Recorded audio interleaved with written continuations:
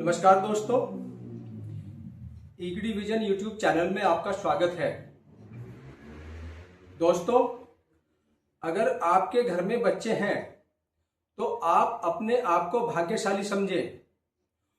और दोस्तों, अगर आपके घर में बच्चे हैं तो आपको उनका लालन पालन, उनकी परवरिश, उनकी पढ़ाई लिखाई और उनकी शादी भी करनी होगी। यह तो कोई खास समस्या नहीं है। लेकिन दोस्तों, अगर आपके बच्चे पढ़ाई लिखाई में बहुत अच्छे हैं, उनका मन पढ़ाई लिखाई में बहुत ज़्यादा लगता है और आपको ये दिखाई दे रहा है कि ये बच्चे अपना भविष्य बहुत अच्छा बनाएंगे और आगे चलकर उन्हीं बच्चों को, जो बच्चे पढ़ाई लिखाई में बहुत अच्छे हैं, तो शायद आपको एक समस्या खड़ी हो सकती है। वो समस्या क्या हो सकती है, क्या आप बता सकते हैं? दोस्तों, मैं आपको बताना चाहूंगा, वो समस्या होगी पैसे की। क्योंकि इस महंगाई में अच्छी पढ़ाई कराना, अच्छी परवरिश करना एक आम जनता के लिए चैलेंज बन गया है। तो दोस्तों, जो समस्या आपको 15-20 साल बाद आएगी, उस समस्या से निपटने के लिए आपको सेविंग्स करनी होगी। जब आप थोड़ी थोड़ी सेविंग करेंगे तो आपका जो पैसा इकट्ठा होगा वो आपको 15-20 साल के बाद आपके बच्चों के काम आएगा। अब सेविंग्स के लिए, बच्चों के लिए हमारी सरकार ने, भारत सरकार ने बहुत सारी योजनाएं चला रखी हैं।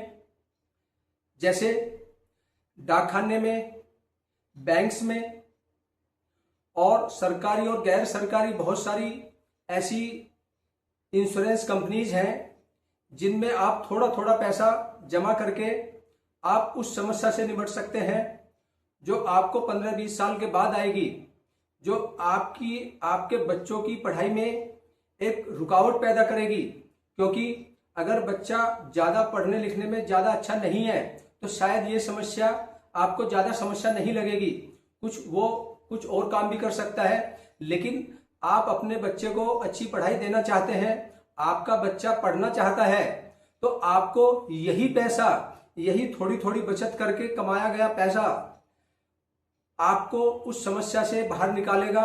और जैसा मैंने आपको बताया है, वित्तीय संस्थाएं थोड़ा थोड़ा बचत करा के आपको एक मोटा अमाउंट देती है जिससे आप अपने बच्चे का सुनहरा भविष्य बना सकते हैं।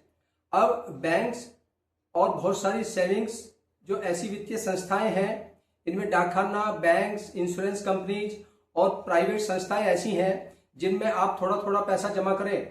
अब सवाल ये उठता है, इन संस्थाओं में सबसे अच्छी संस्था कौन सी है जो आपको सेविंग के साथ साथ आपको आपके परिवार के जो जोखिम है उसको भी सुनिश्चित करती है कि वो जोखिम आपके परिवार पे अगर आ जाए तो उस समस्या से कैसे निपटे। मैं आपको इस वीडियो के माध्यम से बताऊंगा। वो संस्था है भारतीय जीवन बीमा निगम। वो आपको सेविंग्स के साथ साथ आपके परिवार का जोखिम का जो एक अचानक से कुछ हो सकता है उसका भी समाधान निकालती है। अब सवाल ये है कि भारतीय जीवन बीमा निगम की जो बहुत सारी पॉलिसीज हैं, जैसे जीवन आनंद, जीवन लक्ष्य, एंडोमेंट पॉलिसी है एक, जिसे 714 बोलते हैं, और एक जीवन लाभ, ऐसी बहुत सारी योजनाएं हैं जिसमें आप थोड़ा थोड़ा सेविंग्स करके आप अपने बच्चे के लिए एक अच्छा धन जोड़ सकते हैं।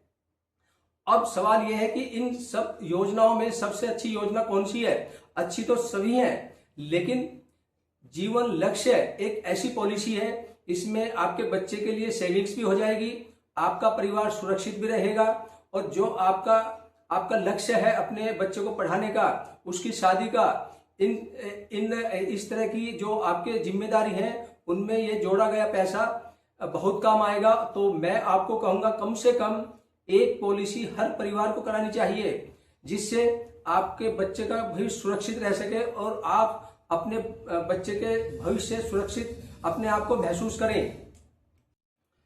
अब मैं इस वीडियो के माध्यम से आपको LIC की जीवन लक्ष्य पॉलिसी के बारे में बताना चाहूंगा।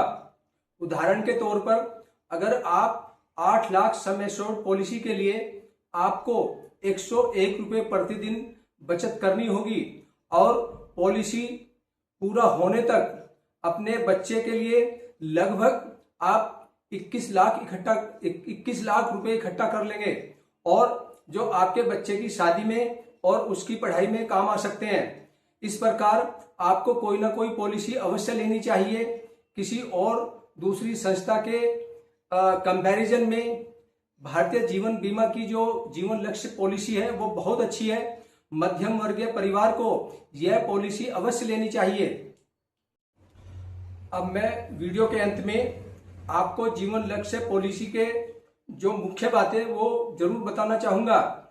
जीवन लक्ष्य पॉलिसी में प्रवेश की आयु 18 से 50 वर्ष है और इस पॉलिसी की जो टर्म है वो 13 से 25 वर्ष है। इसमें आपको 3 वर्ष की छूट भी मिलेगी, यानी कि 3 वर्ष आपको प्रीमियम कम देना होगा। अगर आप टैक्स पेयर हैं तो आपको 80C के तहत आपको टैक्स देने में छूट मिलेगी और लगातार प्रीमियम जमा करने पर आपको 2 साल बाद लोन की सुविधा भी उपलब्ध हो सकती है।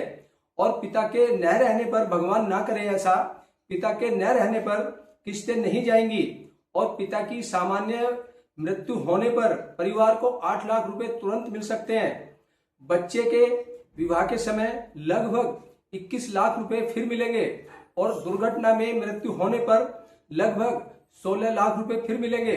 और सबसे महत्वपूर्ण बात यह है, भगवान ना करे अगर पिता की मृत्यु अकस्मात हो जाती है तो 80,000 रुपए प्रति वर्ष परिवार को उनके लालन पोषण के लिए जरूर मिलते रहेंगे। तो मैं आपको इस वीडियो के माध्यम से बताना चाहूंगा कि कम से कम एक पॉलिसी जरूर कराएं और अपने परिवार की सुरक्षा सुनिश्चित करें। आपको ये मेरा वीडियो कैसा लगा, इसको लाइक करें, शेयर करें और अपने दोस्तों को शेयर इसलिए करें शायद उनको भी इस पॉलिसी को जानकर शायद कुछ लाभ मिल सके। और अगर आप दोस्तों चैनल पर नए आए हैं तो चैनल को सब्सक्राइब भी करें। Thank you.